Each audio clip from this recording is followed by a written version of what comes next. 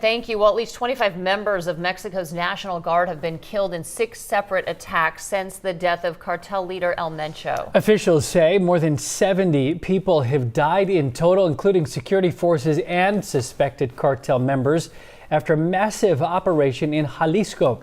Authorities say the violence sparked roadblocks and fires, as you see here, across multiple Mexican states as the country remains on edge.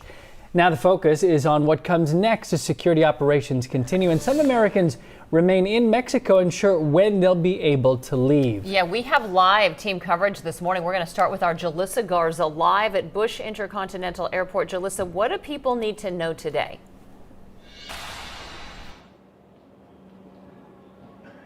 Hey, Alona and Jacob, good morning. Well, we are keeping a close eye on flights. So far, we're not seeing really any impacts other than one flight that was set to arrive here from Puerto Vallarta at 8 o'clock this morning that has been canceled. Now, we are continuing to hear from people who are making their way back to Houston or have already made their way back here, but some of them still have family members in Mexico watching the situation very closely as security operations continue. Now, here's the latest information we know. According to the Associated Press, Mexican security forces continued clashes with cartel gunmen a day after the military operation that killed Mencho, the leader of the Jalisco New Generation cartel. Now, national reporting from CBS and CNN shows the retaliation included roadblocks, fires, and disruptions near airports, prompting the U.S. State Department to urge Americans in several regions to use extra caution and monitor local conditions. Now, as Americans work to get back home, our Troy Kless spoke with Rachel Zendit, who says her parents flew into Puerto Vallarta for a vacation just before the violence began,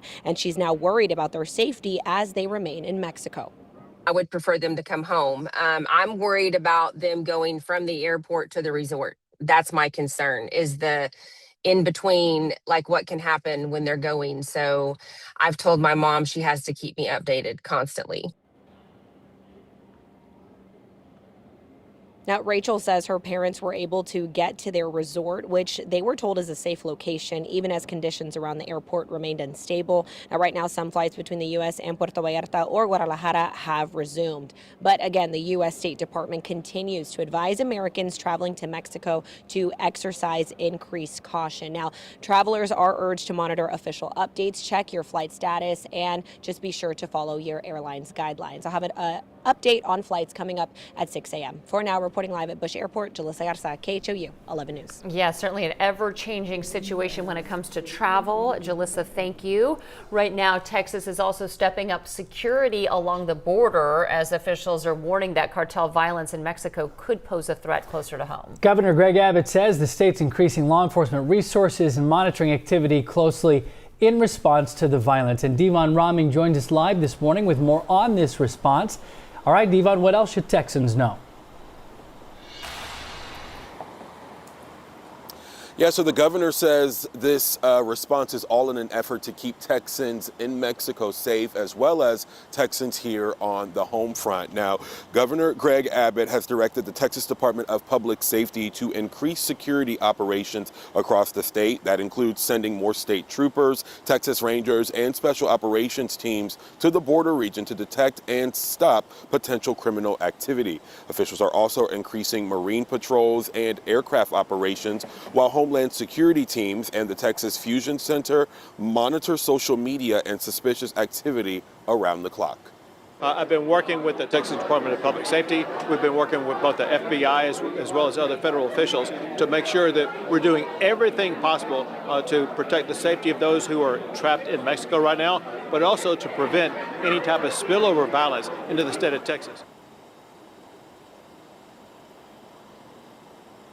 Now, state leaders say the enhanced operations are meant to prevent cartel-related violence from crossing into Texas and to strengthen public safety efforts along the border. Now, coming up in the next half hour at 6 o'clock, we'll share what guidance Texas state leaders are urging those who are still stuck in Mexico to follow. I'll have that for you coming up at 6. For now, reporting live, Devon Roming, KHOU 11 News. All right, Devon and Jalissa, thank you for staying on top of all of these developments, bringing you updates on air and online at KHOU.com.